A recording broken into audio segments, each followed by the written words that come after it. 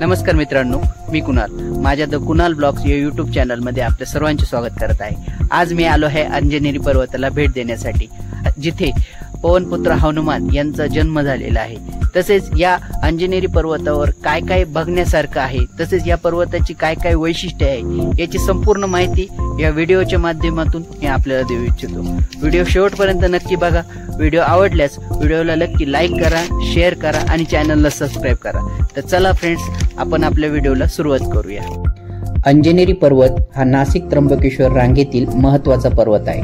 नाशिक पासून 20 किलोमीटर अंतरावर अंजनेरी फाटा लागतो. अंजनेरी फाट्यापासून 4 किलोमीटर अंतरावर अंजनेरी पर्वत आहे. पर्वताकडे जाणारा रस्ता हा अंजनेरी गावामधून जातो. अंजनेरी पर्वत हा जनमानसात परिचित आहे, तो हनुमान जन्मस्थानामुळे. पवनपुत्र हनुमान यांचा जन्म अंजनेरी मातेच्या पोटी झाला असल्याने या पर्वताला अंजनेरी पर्वत असे नाव देण्यात आले आहे. अंजनेरी पर्वताकडे जाताना आपल्याला सुरुवातीला महाराष्ट्र शासनाचा चेकपोस्ट लागतो, जिथे आपल्याला तिकीट काढावे लागते. पर पर्सन 30 रुपये व 2 व्हीलर पार्किंग साठी 20 रुपये असे चार्जेस आपल्याला तिथे पेड करावे लागतात. आम्ही सदर चार्जेस पेड करून आमच्या पुढील प्रवासाला सुरुवात केली.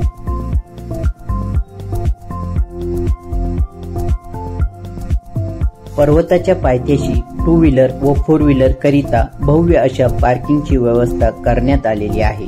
आम्ही गाडी पार्क करून आमच्या पुढील प्रवासाला सुरुवात केली. पर्वताच्या पायथ्याशी चहा व नाश्त्यासाठी छोटी छोटी दुकाने आहेत. अंजनेरी पर्वताच्या पायथ्याशी महाराष्ट्र वन विभागाचा चेकपोस्ट असून जिथे आपल्या जवळ असलेल्या साहित्यांची तपासणी केली जाते व आपल्या नावाची नोंदणी केली जाते.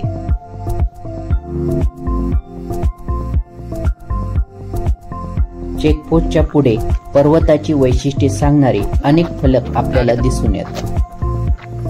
तर चला फ्रेंड्स, आपल्या अंजनेरी पर्वताच्या ट्रॅकला आपण आता सुरुवात करूया. सुरुवातीला जाताना या आपण पायऱ्या बघू शकतात.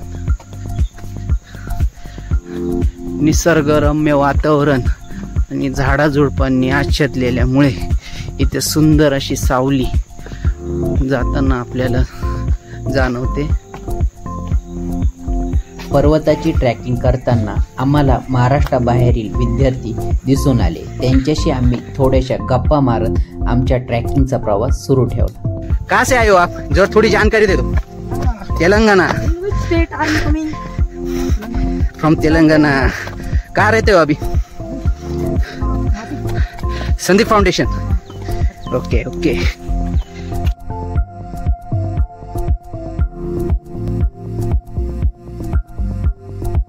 काही अंतरावर पायऱ्या सर केल्यानंतर सपाटी भूभाग लागतो, जिथे अनेक माकडे आपल्याला दिसू शकतात.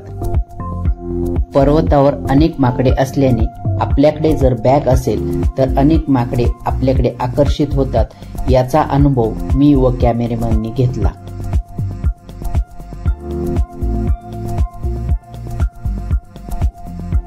ट्रॅकिंग करत असताना आम्हाला सुंदर असा झरा पर्वतावर दिसून आला. त्याची मनमोहक दृश्य आम्ही कॅमेऱ्यात कैद केली. ते आपण या व्हिडिओच्या माध्यमातून बघू शकता.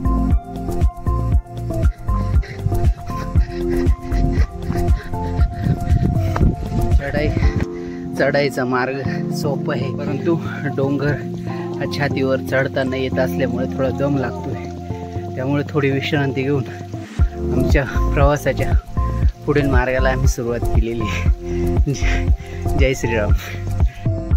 तर चला मित्रांनो, आपल्या चढाईला सुरुवात करूया. अनेक भाविक अंजनेरी पर्वताला भेट देऊन परत त्यांचा परतीचा प्रवास करताना आपल्याला दिसू शकतात.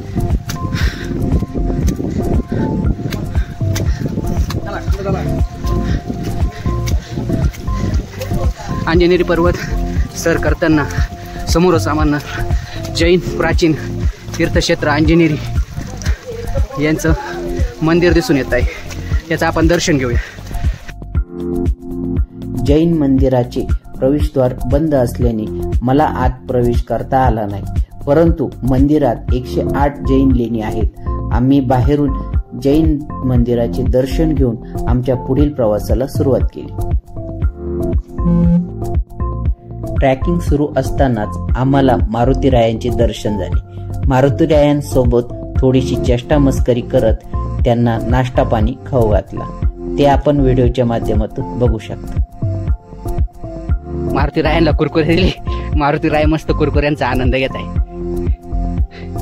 बजरंगबली की जय. त्याला काय भेटलं नाही. हा हा दाम ना 2-4 अजून असतील. नाही नाही दे तुझे व्हिडिओ काढू. अरे थांब बाबा, देऊ तुला, देऊ देऊ. थांब थांब, देऊ देऊ.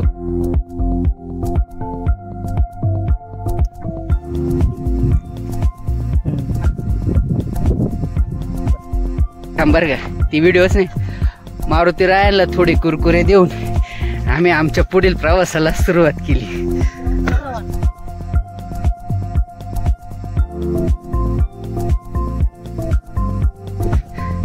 अंजनेरी पर्वताकडे जाताना इथे हनुमानाच्या जन्मस्थानाकडे जाण्याचा मार्ग असलेली वाटी आम्हाला दिसून आली आणि आम्ही आमच्या पुढील प्रवासाला सुरुवात केली. अंजनेरी पर्वताच्या पायऱ्या सर करून आल्यानंतर हा 1 ते 1.5 किलोमीटरचा सपाटीचा भाग आपल्याला अंजनेरी तळ्याकडे जाताना दिसू शकतो. या सपाटीच्या भूभागातून जाताना कोणत्याही प्रकारचा दम किंवा आपल्याला त्रास होत नाही.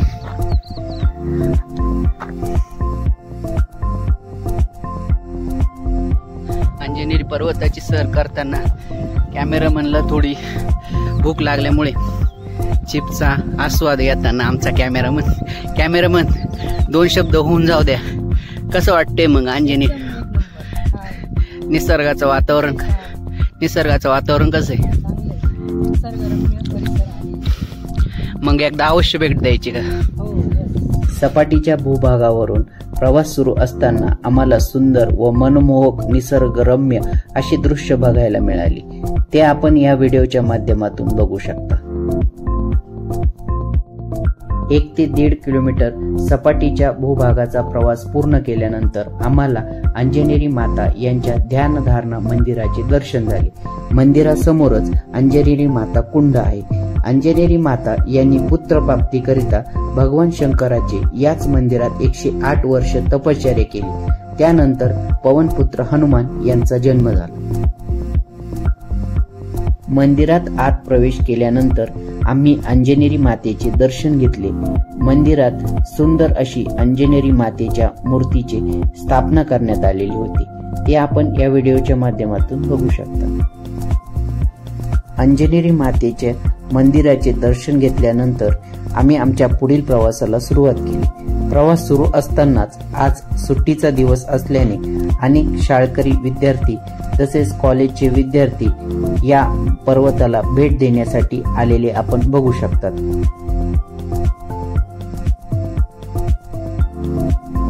अंजनेरी माता मंदिरापासून 400 ते 500 मीटर अंतरावर पवनपुत्र हनुमान तळे आहे. या तळ्याचा एक जुना इतिहास असून आपण सर्वांनी लहानपणी तो ऐकलेला देखील आहे. तो म्हणजे पवनपुत्र हनुमान यांनी पिकलेला आंबा समजून जेव्हा आकाशात सूर्याकडे झेप घेतली त्यावेळेस पवनपुत्र हनुमान यांनी आकाशात झेप घेण्याकरिता जमिनीवरचे पहिले पाऊल टाकले. त्यातून या हनुमान तळ्याची निर्मिती झालेली आहे. या तळ्याचा आकार हुबेहूब पायाच्या आकाराचा दिसून येत आहे. ते आपण या व्हिडिओच्या माध्यमातून बघू शकता.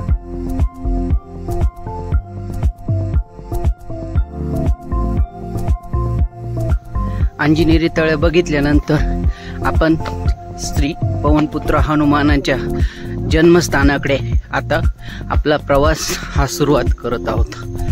तर जय श्रीराम. निलेश, जय श्रीराम. चला.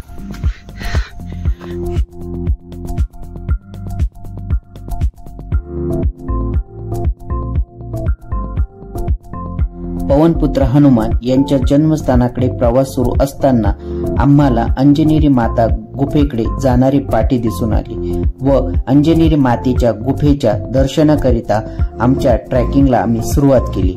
अंजनेरी माता गुफा मुख्य पर्वताच्या मध्यापासून 200 मीटर अंतरावर आहे। मित्रांनो, आता आपण जात आहे पवनपुत्र हनुमान यांच्या जन्मस्थानाकडे तसेच अंजनेरी माता यांच्या गुफेकडे। मित्रांनो, याच अंजनेरी गुफेत पवनपुत्र हनुमान यांचा जन्म झालेला आहे। अंजनेरी गुफेत आत प्रवेश करण्याआधी बाहेर आपल्याला अंजनेरी माता व पवनपुत्र हनुमान यांची प्रतिकृती रेखाटलेली आपल्याला दिसून येते। अंजनेरी गुफेत आत प्रवेश करताच आपल्याला प्रभू श्रीराम व लक्ष्मण यांच्या प्रतिकृतीचे देखील दर्शन होते। गुफेत अंजनेरी मातेची सुंदर अशी मूर्ती रेखाटलेली आहे। या सर्वांची दृश्य आपण या व्हिडिओच्या माध्यमातून बघू शकता।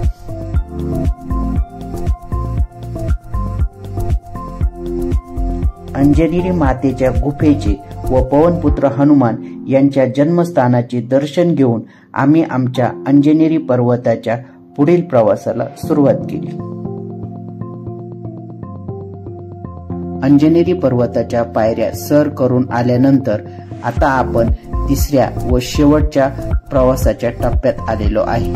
अंजनेरी पर्वताहून 350हून अधिक दुर्मिळ अशा वनस्पती व झाडे आढळून येतात। तसेच या पर्वताचे एक वैशिष्ट्य म्हणजे सेरोपिजिया अंजनेरिका नावाची दुर्मिळ वनस्पती फक्त याच अंजनेरी पर्वतावर आढळून येते।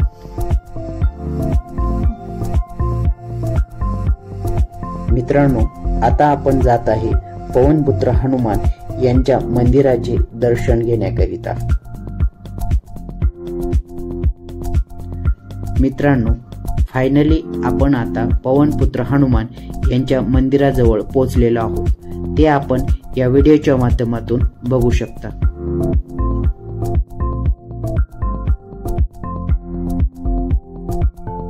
मित्रांनो, पवनपुत्र हनुमान यांच्या मंदिराबाहेर हनुमान भक्तांना हनुमान चालीसाचे वाचन करण्याकरिता हनुमान चालीसाची पाटी मंदिराबाहेर लावलेली आहे। अनेक भक्तगण या मंदिराबाहेर बसून हनुमान चालीसाचे पठण करतात। पवनपुत्र हनुमान यांच्या मंदिरात आत प्रवेश करताच आपल्याला पवनपुत्र हनुमान यांच्या सुंदर व मनमोहक अशा मूर्तीचे दर्शन होते। तसेच मूर्तीसमोरच पवनपुत्र हनुमान यांच्या पादुका देखील ठेवलेल्या आहेत। ते आपण या व्हिडिओच्या माध्यमातून बघू शकता। मी व कॅमेरामननी पवनपुत्र हनुमान यांचे दर्शन घेऊन 1 ते 2 फोटो काढून मंदिरापासून काही अंतरावर बसून वनभोजनाचा देखील आनंद घेतला। अशा प्रकारे मारुतीरायाचं दर्शन घेतल्यानंतर आम्ही वनभोजनाचा आनंद घेताना तर चला मित्रांनो, या जेवायला। कॅमेरामन घे ये गा, चाल।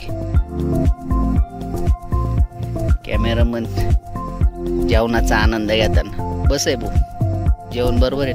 हां मित्रांनो, अशा प्रकारे आम्ही अंजनेरी पर्वताची फेरी पूर्ण करून आता आम्ही परतीच्या प्रवासाला निघालेलो आहे। मित्रांनो, व्हिडिओ आवडला असेल तर व्हिडिओला नक्की लाईक करा, शेअर करा आणि चॅनलला सबस्क्राईब करा। तर भेटूया पुढील व्हिडिओमध्ये। तोपर्यंत जय श्रीराम, जय हनुमान, धन्यवाद।